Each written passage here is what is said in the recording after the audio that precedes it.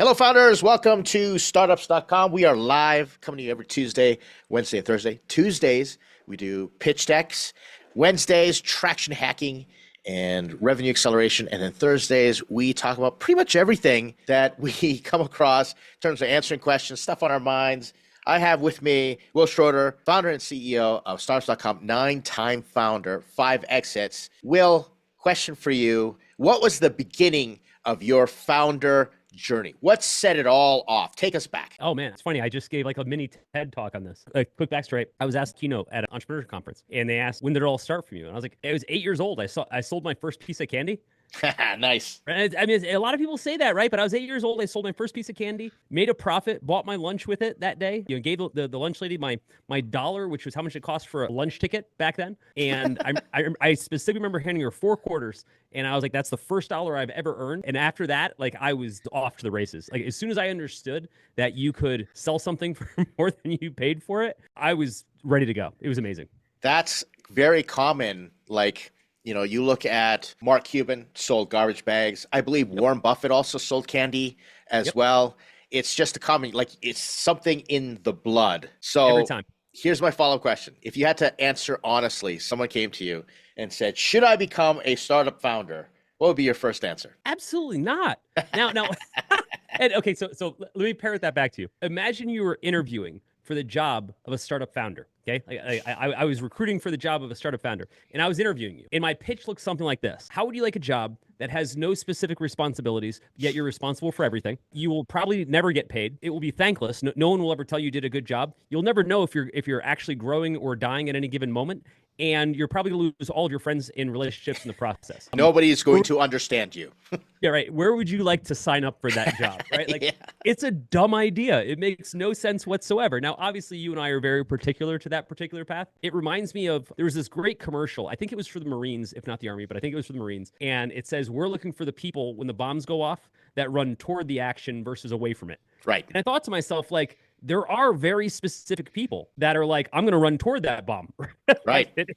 And they were like, we're looking for you. And I thought that was such a, I love creative and I love advertising. I thought it was such a brilliant way to like commemorate and memorialize like the bravery of the people they were recruiting. I thought it was so cool. And I always tell people, no, I'm the same way. Yeah, I just say, no, don't do it. There are plenty of other ways to be happy and successful in life. The only reason to become a startup founder, as you illustrated, Will, at 8 years old, is you cannot not do it. It's in your blood. Yeah, it's all I knew. I was also infinitely unemployable. So I didn't have a choice. Like when I got my first, I had a couple like jobs in high school, but like when I got my first job, my boss would come to me. And he's like, you can't do any of the things that you're doing, right? Like it doesn't occur to you that you have a manager and you have to talk to them before you go do something. Like you're just too independent, right? And I was like, but stuff just needs to get done, and I can do it. He's like, that's what other departments are for. I'm like, that doesn't make any sense. God, I feel so bad for anybody. I mean, I started my first company when I was 19, so I was, I didn't infect that many people. But damn, I feel bad for anybody that had to oversee me in any capacity. And that's what we're going to talk about today, everyone. Things they didn't warn me about to be successful in startups. It's a great segue, Will. You teed it up really well. And I wanted to let the audience know, hey, get ready. Use the Q&A box or the chat to ask questions. Jen, our lovely Jen, is going to be lurking over there in the chat to make sure that we prioritize the questions. We want this to be interactive. If you got questions, if not, we've got a lot of things to talk about. But Will, I'd be remiss if I didn't mention that this show and everything we do is brought to you by us here at Startups.com. That's where we are. And this is the website. Great domain. And I have had the pleasure of being part of Startups.com for several years now, not as a member first, which is, part of the story I really enjoyed, joining the community. Will, what's your invitation for everybody to join us? Check us out at Startups.com. Come here with questions. Come here with, it's funny. It's funny. You just instinctively started going through all the questions. The coolest thing about our jobs, Ed, and we talk about this a lot, is we get to sit around and just bullshit with founders all day. And I just got off the phone with a founder 5 minutes ago before we started recording this. And she had a million questions, and she was apologizing for having all these questions. I was like, this is exactly what you're supposed to do. And a lot of founders don't ask those questions, and they learn the hard way. The good news is this has all been done before, right? We can give you the answers to the test. Just raise your hand and keep asking questions. That's what we're here for. And we try making it as approachable as possible, just like Will talked about. And we'd prefer you asked all the dumb questions in your mind, because that's just the way that we can help you the best. Check your ego at the door. And doing so, nothing checks your ego more than all the stuff that they didn't warn us about, that we stumble over, the stuff we didn't know, Will. I know we got lots of great stories. Once again, reminder, if any of these questions bring up, or any of these topics bring up questions in your mind, use the Q&A box or chat to ask questions. First, let's jump into it, Will. You will feel isolated and very lonely. Like, that's just what it is. You mentioned it before. No one's going to understand you. You're going to lose all your friends. They don't tell us about this, Will. What's this like? Let's define it for everyone. It wasn't in the instruction manual. What's weird about it is it's really hard for this to not happen. It's really hard for it to not happen. And there's a bunch of things that, like, over the years, I've been doing this for 31 years. There's a bunch of things that I didn't quite understand initially. I thought you start a company and, like, at the very least you hire, let's say you hire lots of people, tons of people. Yeah. And you get to interact with them all day. So when I started my first company, it was an ad agency. And all the people I hired were people I liked, right? And so I was like, this is great. And we were all super young. We're like in our early 20s. And we'd all go out and hang out in the evenings together and things like that. And I was like, oh, this is wonderful. Like a friend group that I also get to work with. And then in a very short period of time, I started to realize that my role as the founder and CEO had a different impact on everybody else, right? Because I was their boss. I know that sounds obvious, but it was odd to me, right? So Ed, we'd be out and I could tell there's things people aren't talking about because they don't want me to hear about it. Yeah, exactly. Right? Like the one guy said, I took the day off and did whatever. Like, he doesn't want me to hear about that. And that's just a small, tiny thing, right? But then I saw the other side of it, which was where I had to isolate myself. Ooh, okay. So, for example, company's running out of money. It's not like over drinks, I'm going to tell everybody at the company that we're almost out of money, right? That would terrify everybody. That's my problem to fix, okay? So now I'm isolated. I can't talk about that. I have a problem with one of the other employees. Who can I talk to about it? I can't talk to the other employees about it, right? If I talked to my friends at the time, none of my friends were founders. They're still in college. At the time, I didn't have anybody else to talk to about this stuff. So all of a sudden, my work life started to isolate me from other people having other conversations. When you go to lunch with your coworkers, you work at whatever big co, you can bullshit about the company all day. And all people do when they go to lunch anyways, complain about the company and their boss, right? But when you are the boss, you can't do any of that. It's really interesting. It took me a long time to get my head around it. What was your take on it, Ed, like as far as the isolation? One of the things that an early mentor told me, and this just was in life in general, he said, if you're going to be successful in life and you're not losing friends along the way, then you're doing it wrong. There's something going on there, right? And, Will, I look back and I don't know what it is, but I am not friends with any of my best friends during high school and university because my ambitions and the things that I cared about and talked about, I'm sitting there going, I'm trying to raise $1 million. And they're saying, well, I'm just trying to add another 100 square feet to my house type thing. Like, you just get alienated. And even if you wanted to talk to them about this stuff, like, you can't. Right. They don't appreciate it. Right. This is a hilarious example, but it's when you try to talk to people who don't have kids about the problems with kids, they understand that they were a kid. Right. But they're not going through that same experience. When we talk about our startup problems, like raising money, et cetera, people understand it conceptually, but they're not actually going through it. Sure. Right? Like, when I'm looking to raise my next round, I'm not just thinking about my company needs money. I'm thinking about every single person that I see at work today relies on me to make their mortgage payment. And if I screw this up, if I don't raise that round, I will have ruined the lives of every single one of these people. The person I'm talking to over drinks, my good buddy, they're like, oh man, I'm going to miss my sales numbers this month. I might not get a commission. That's it. That's all they have to worry about, right? They miss the sales numbers, might not get a commission. And their problems are their own. Everybody's pain is their own. But they have no appreciation for what I'm talking about. They have no consequence beyond themselves. It's the same thing. If you become the CEO, you're on the cap table, you're a co-founder versus employee. But then I challenge people. I say, that whole story, the sword of Damocles, right? With the sword. And for those of you who might not have heard it, it's about a servant who says, oh, it must be so nice being the king. And the king says, okay, well, here, I'll let you have my job. You can sit in my seat. And he hangs a sword by a thread above the throne that could break at any moment.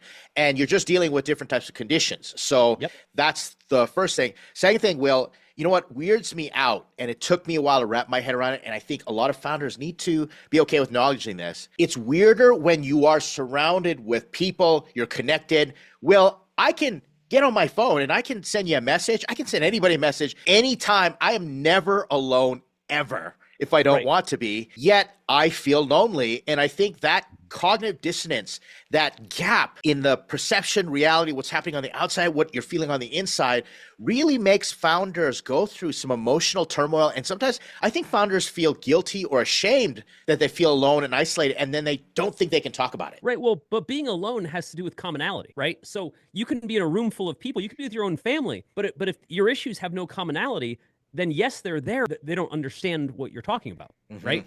And so, that feeling of being isolated has a lot to do with what it is that you're dealing with, right?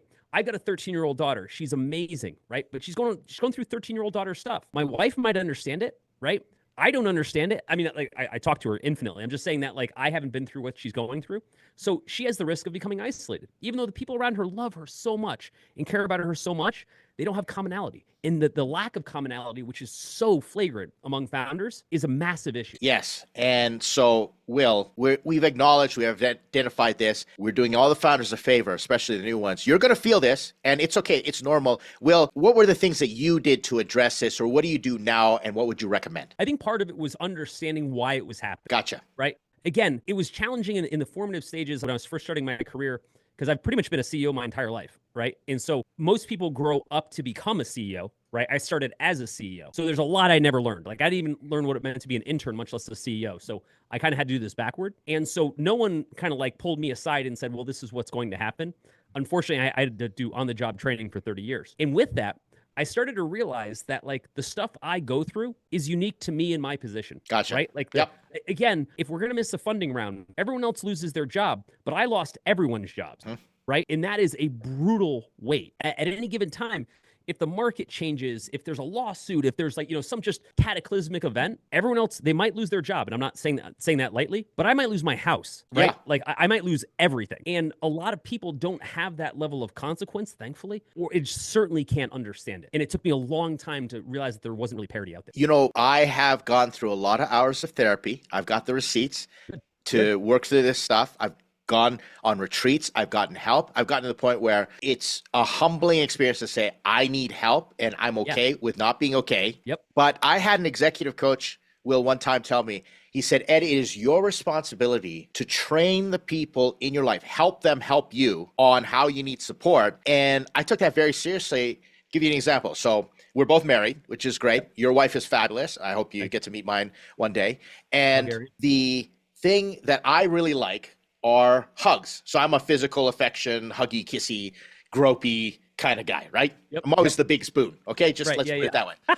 So, and my wife is just not. She's got other ways that she shows attention and affection, but I literally had to train her. And if I was having a tough day, I would say, I need a hug. And then I would say, you need to hold this hug for 1 minute. I am asking you. Exactly.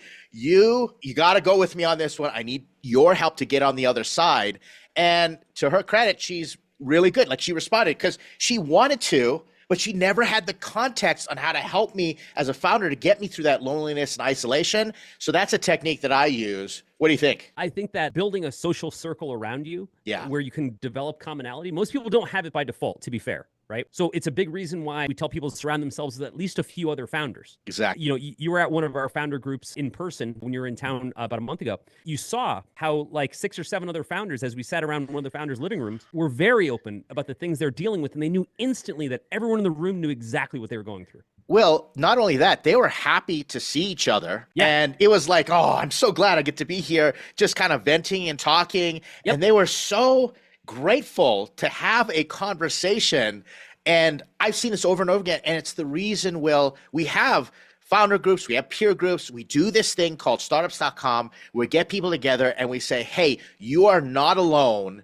Right. There are people, they may not be next door in your house, they may not be even in your city, but we are here together. And I think that's what makes what we do so special, not bragging on us, but I wish I had this when I first started. Oh man, I that's why we built it, because we built the community we wish we had.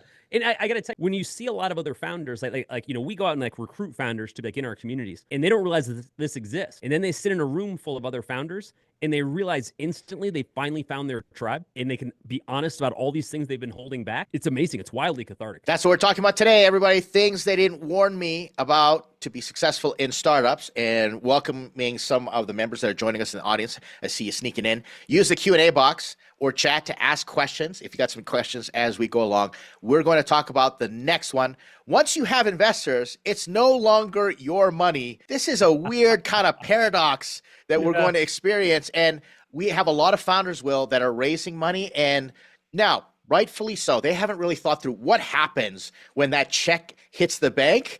But let's walk through, why do we need to be warned about investors when you get it? It's no longer your money. Right. Well, here's what I need you to really understand. I need you to understand that when you take on investor money, generally speaking, from that point forward, you no longer have carte blanche in how money comes back to you. Right. Whether it's, in many cases, the raise that you're going to get next year, or certainly any kind of distributions that you may take out of the company. And I've seen founders, some well-known founders, in fact, that I've talked to over the years. I'll give you an example. I had a great founder friend of mine who had only raised $800K. He grew his company, and at one point, he had like $6 million in the bank of profit. Wow. Okay? Nice. Right. And he was like, what can I do with that money? That's your money. He's like, no, it's not, because the investors put money in like 8 years ago. And I was like, no, that's actually, like, look at the cap table. You look at your operating agreement, like that is actually your money. Now, what I'm trying to say is usually it doesn't look like that. Like I have so much money I don't know what to do with, right? A lot of times it looks more like, hey, this business is now throwing off $300,000 in profit a year. Can I take some of that? The answer is usually no, not until you return all the money that you gave to those investors. And a lot of people don't understand that, because the idea was we're going to put money into this company and you're going to have, hopefully some sort of big exit and a single liquidity event where we're going to give all the money back. Investments aren't really designed in most cases to just create a somewhat profitable business that sends checks out every year. Especially startup businesses. They've got different goals. Well, my version of this story is we raised capital. So I think we raised I went out and I crowdfunded. It was reward crowdfunding. And we did about $45,000, $50,000. Then we raised another $200,000. So we had about $250,000. My co-founders did not perform, one in particular. And it was a really tough one. In fact, it was the divorce that drove me to come listen to Startup Therapy and then come, join us here, right? And so I went out and I said, I need to go generate the money. So I was the CEO and they needed money and I didn't need money. I was in a thankful position to do that. And so I thought I was doing the noble thing and I paid myself $1 as a CEO. Never see that money again. I went and consulted and I brought in money and I was the biggest breadwinner in the company while everybody was kind of spinning their wheels. And I was single-handedly holding up and I said, you know what? I think I now can take some off the table or I need some. And the investor said, no, you agreed to generate all this revenue and this is what it is. And that's really our money. This is how we're going to protect our investment. And furthermore, everything that I did when the company broke up, all the IP, everything, they were like, that's all ours. And I walked away with literally nothing except a bad taste in my mouth, even though had I done it all for myself, say I was a solopreneur, things like that, I would have been rolling in the cash wheel, but 100%. It didn't happen. It was not my money. And what's crazy is even a small investor, right? Investor, if you took $100,000 from years ago, you still have what's considered a fiduciary duty back to that person. Exactly. To either make them whole or what have you, or at the very least, not look like you're draining all the money out of the company for your own benefit, at the expense of the company would be the best way to say it. And it's interesting because you only need one or two people that can hold up that flag to say that you're breaking fiduciary duty, which is kind of a broad concept. But let me give you some examples of where things like that are a problem. Ed, you see a lot of people who put their own money into a company, right? So let's say you and I started a company and we both put in $100,000 of our savings into this company. And then we raised some money from investors and we're like, hey, when do we get that $100,000 back? Never, ever. You're never getting it back. Unless the company sells, you're never going to get it back. Or this is kind of parroting what you said. For the first couple of years, we didn't pay ourselves. Then we paid ourselves like a third of what we'd normally make in the market. And now we're at 60% of what we'd make in the market. When do we get whole for all that money we lost? Exactly. Never, ever. No one cares, and no one will ever come to you and offer to pay that back. And when I ended up in a dispute, and it was a really ugly divorce, as I said, we had a chairman, and I went through everything, and they said, okay, now go and put all together, all the money that you spent, this and that, all together. And I went and did that auditing. Well, I moved to China. I lived off my personal expenses, credit cards, paid interest, this and that, just to make that startup work.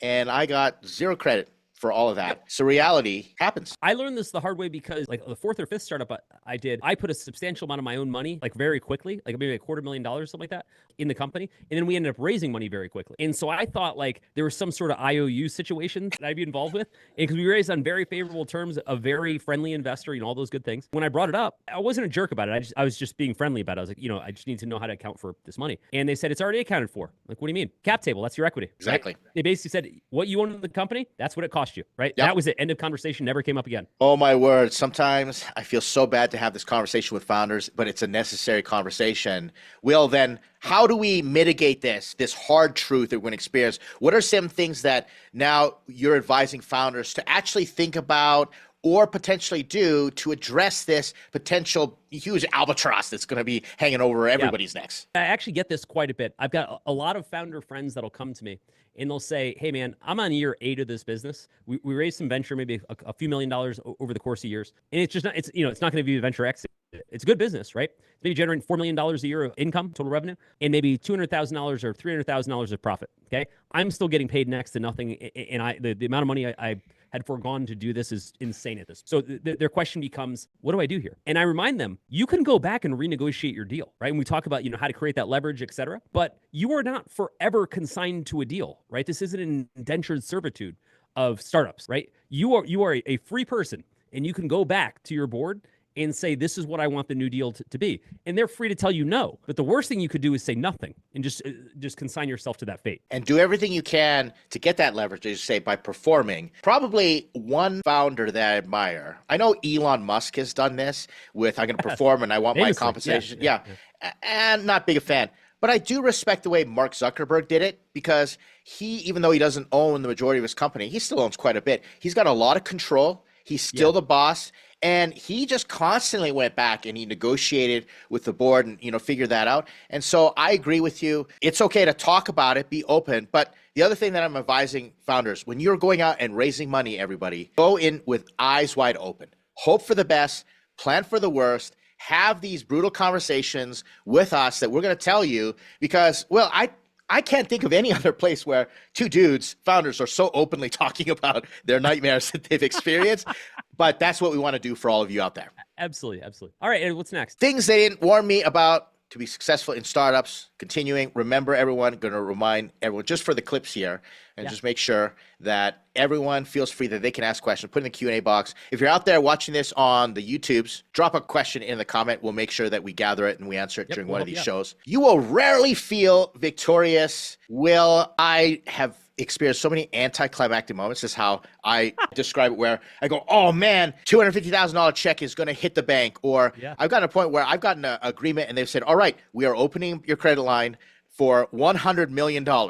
And I've been like, I should be celebrating, but I don't feel very good, Will. What's going on there? It's bizarre to me because, you and I have had successful careers, but I can point to very few moments in my career that I felt successful. I've always felt like as things grow, as things expand, all I focus on is the liability. When I would raise venture and I'd get that big check, that wire that drops in your account at the very end, I was like, shit, I owe these guys a lot of money.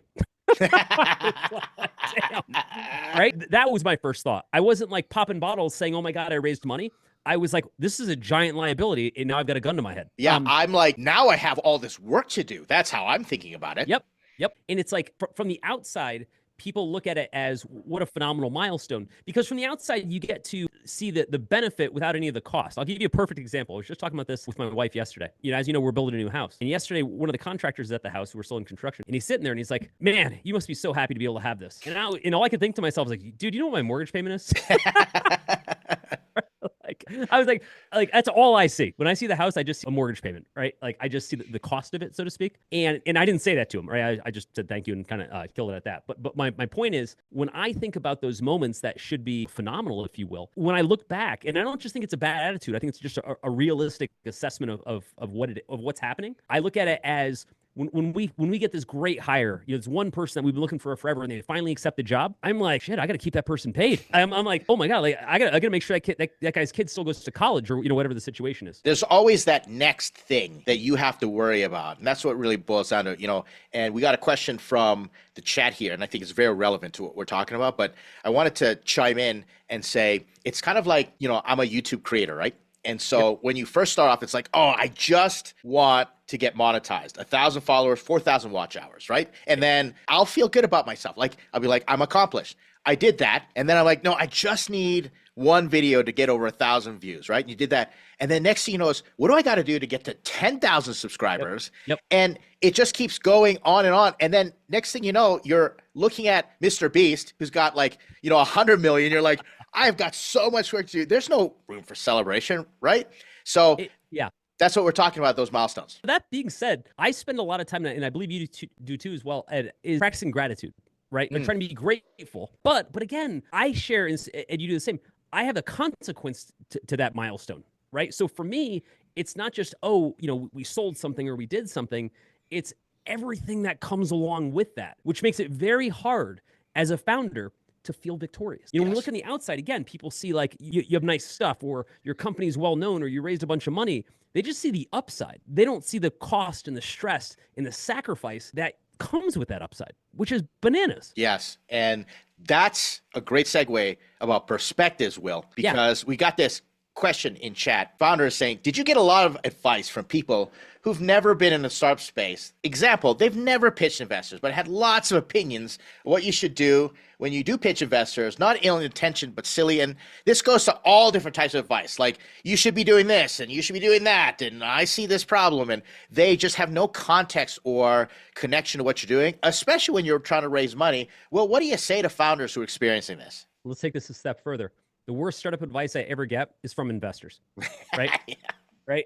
It drives me insane. Again, I'm an optimistic person. I want to believe people are well-intentioned. For most of the investors that I'm thinking about right now, and I have met many, they wanted to be right. They wanted to hear themselves talk, and they wanted to be right? Because otherwise they just didn't even need to say it. But it came out something like this. You know what your business should do? You should do X, Y, Z.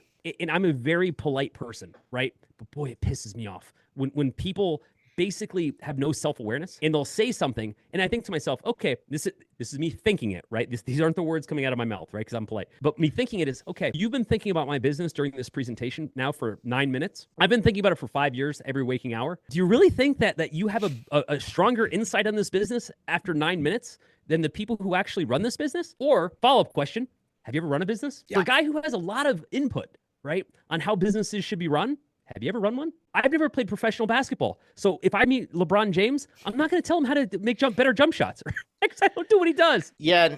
To what this message says from the founder, not ill-intentioned, but silly. But I do believe that there are investors out there that just really enjoy that power dynamic and lording it over you. That's what I'm talking about. Yeah.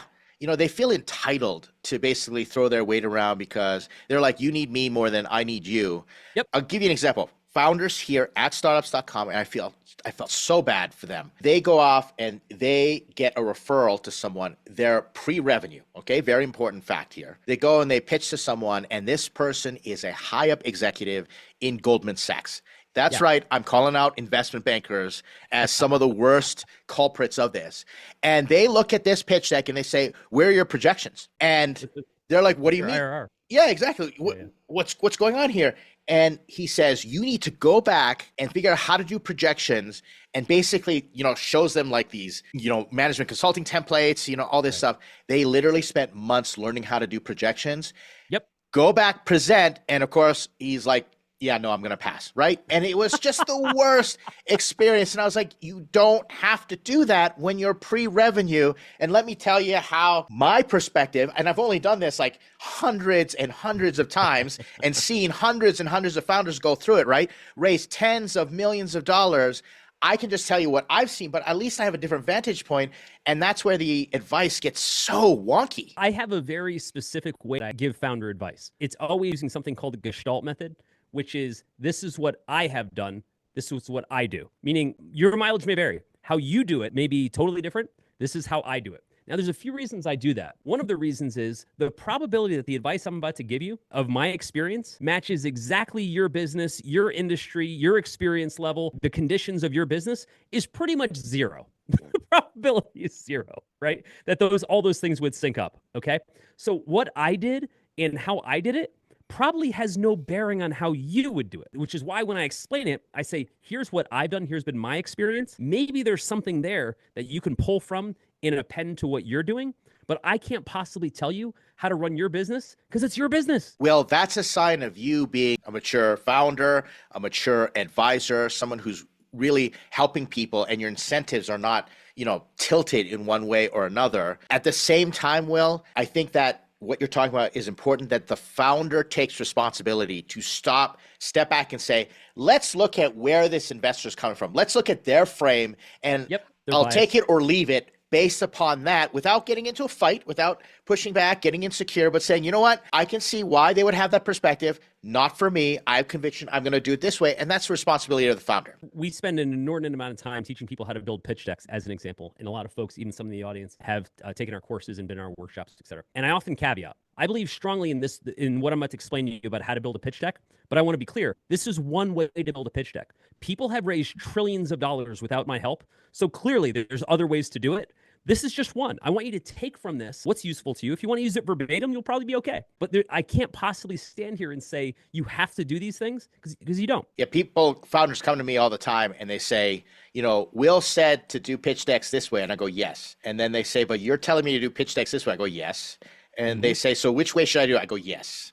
That's pretty much how I answer. And, it's just, Will's been successful. I can point to my success. Other people have been successful. And I think it helps the founders to put them into a spot where they have to take responsibility and they have to make that decision. And they're just going to be better founders. Your job as a founder is to seek different viewpoints and synthesize your viewpoint. It's not to go follow other people's viewpoint verbatim. That makes no sense for all the reasons I just listed about somebody else's journey is somebody else's journey.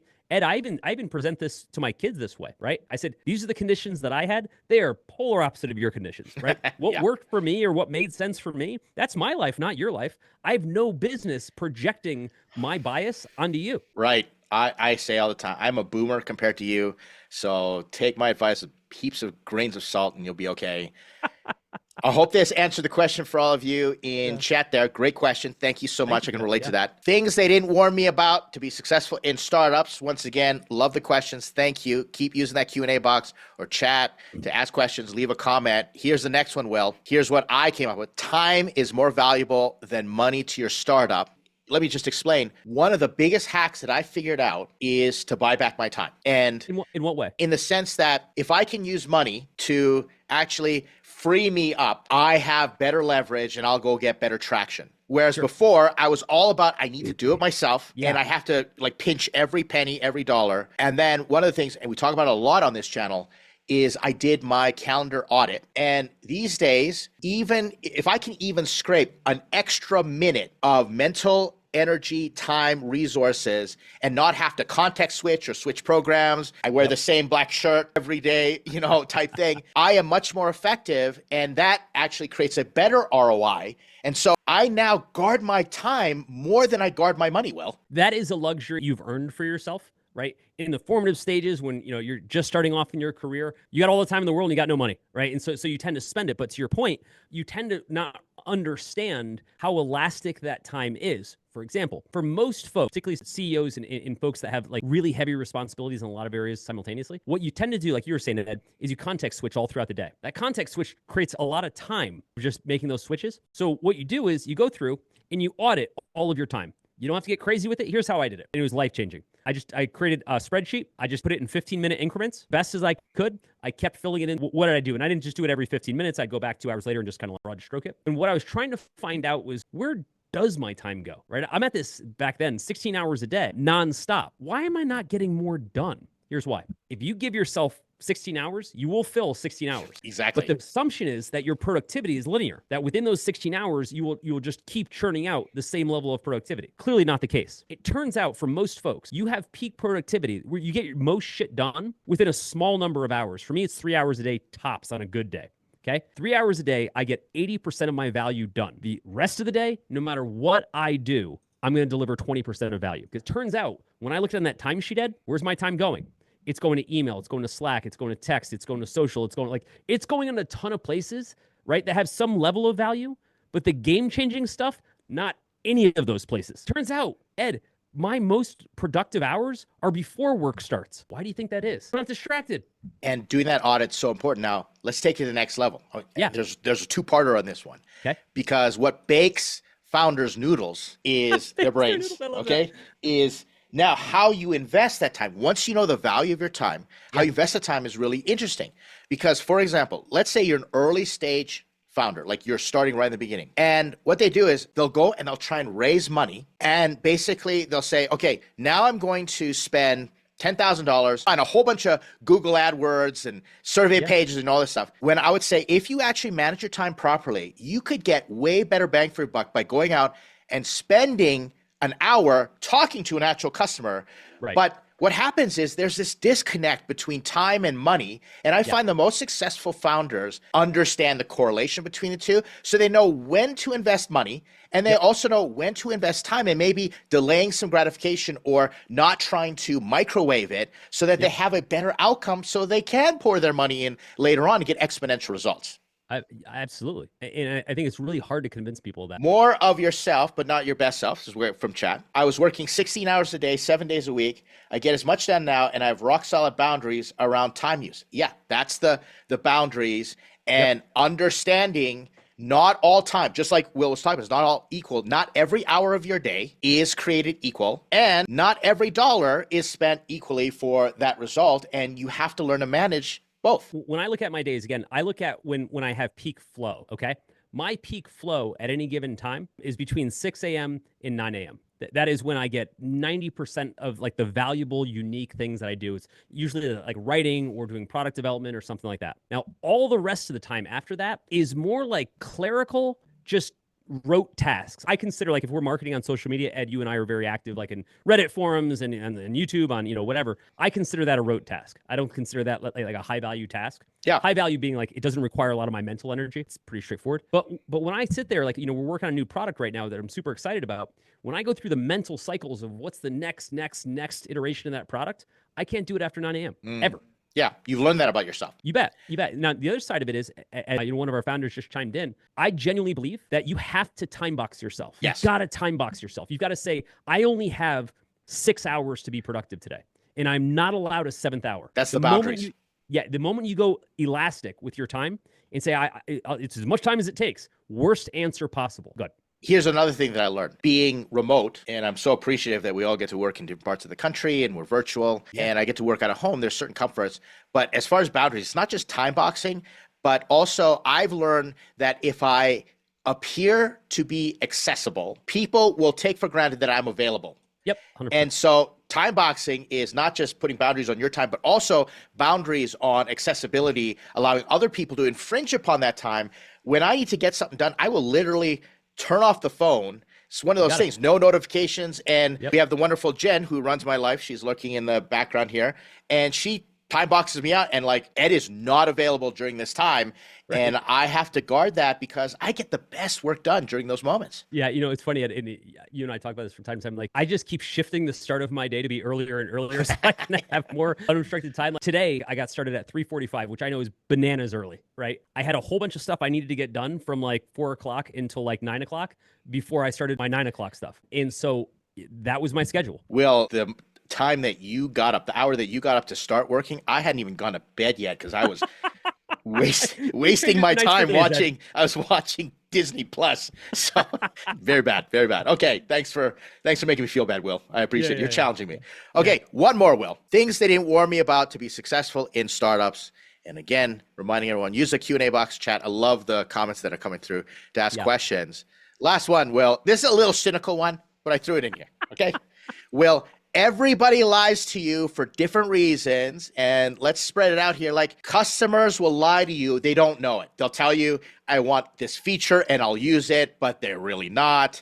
Yep. Everybody else, employees, co-founders, everybody in your life is not always telling 100% the truth, and they don't know it. Some might be nefarious and diabolical. I've had people purposely try to cheat me and lead me astray. Most of the time, it's pretty innocent, and I've had to kind of get to the point where I'm like, I don't think I'm hearing the truth with everything that I hear. Well, actually, stick with the part where people don't realize that they're being disingenuous or lying to you. My number one culprit, if I had to stack rank all these, the one that I already know would shoot to the top is everyone believes they work hard. Ooh, good one. No matter what their level of work is. And again, this is specific to that person. But I've almost never met someone when I say, are you working hard?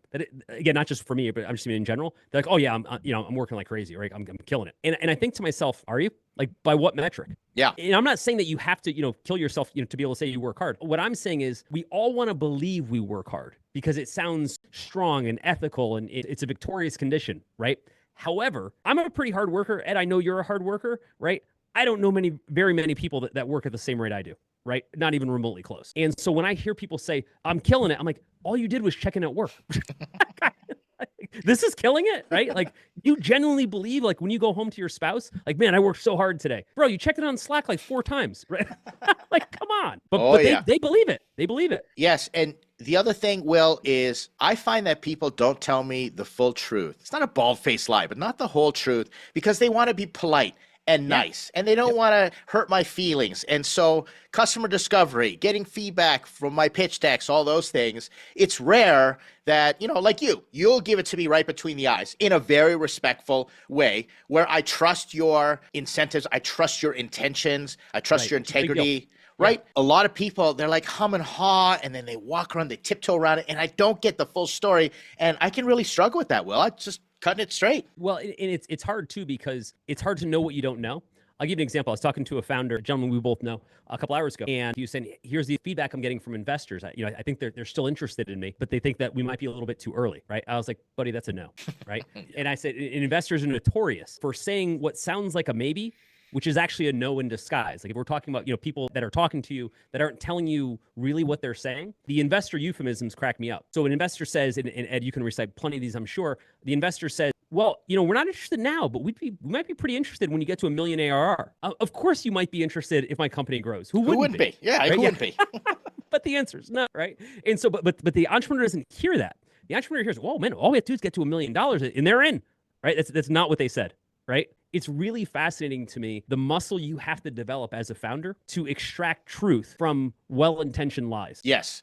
I think that's a really great way of pointing it out. Well-intentioned lies. It's that muscle. It's the training. And unfortunately, Will, you kind of have to go through your lumps and bruises to be like, for example, investor says, all right, we're ready to send you a term sheet.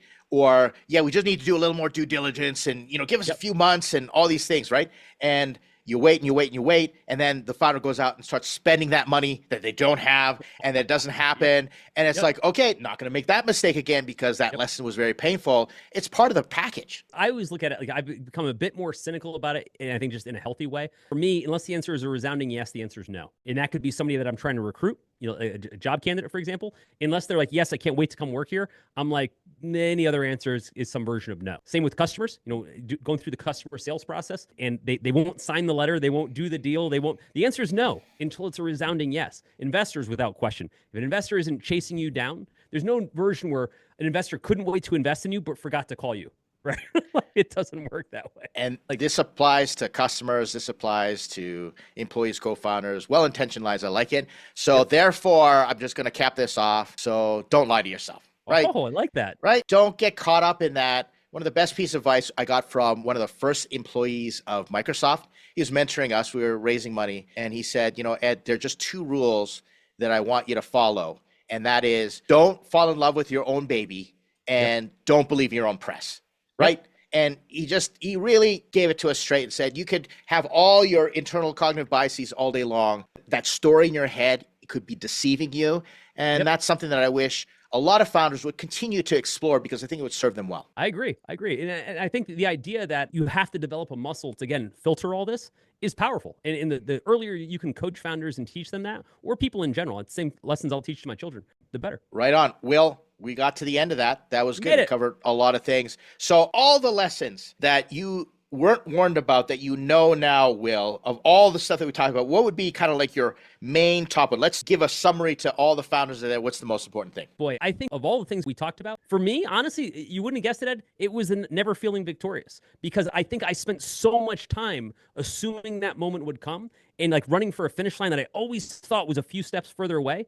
And then 31 years later, I'm still not there. If I had known that was the case, I would have lopped off so much stress, so much anxiety on that journey. Now I get it. It's like, it doesn't matter how much, finish line ain't ever coming.